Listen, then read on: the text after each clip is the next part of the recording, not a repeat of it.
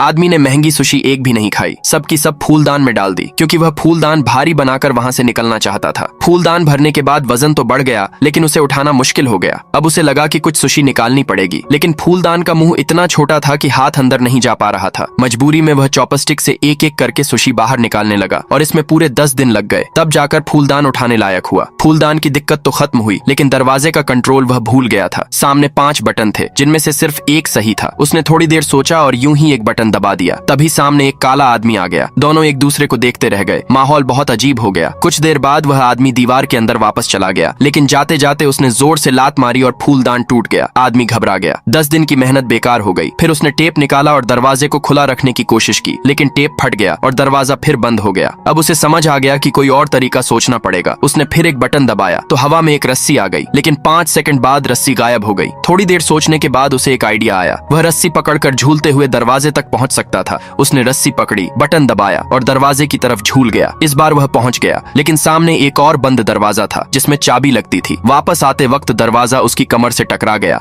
उसे बहुत गुस्सा आ गया। गुस्से में उसने एक और बटन दबा दिया। अच्छी बात यह थी कि यही चाबी वाला बटन था। बुरी बात यह थी कि चाबी सिर्फ 10 सेकंड के लिए आती थी। बटन पहचानने के लिए उसने वहां एक सुशी रख दी। फिर उसने पूरा प्लान बनाया। पहले रस्सी वाला बटन दबाएगा, झूलते हुए दूसरी तरफ जाएगा, सुशी वाले बटन को दबाएगा, फिर वापस झूलकर चाबी उठाएगा और साथ ही दरवाजे का बटन भी दबा देगा। सब कुछ प्लान के मुताबिक हुआ। चाबी से ताला खुल गया, लेकिन दरवाजा फिर भी नहीं खुला, क्योंकि ऊपर एक और नंबर वाला ताला था। गुस्से में उसने कुछ फेंका और एक और बटन चालू हो गया। तभी वही काला आदमी फिर से आ गया। इस बार उसके सिर के ऊपर 3 नंबर लिखे थे। अब समझ आ गया कि वही पासवर्ड था।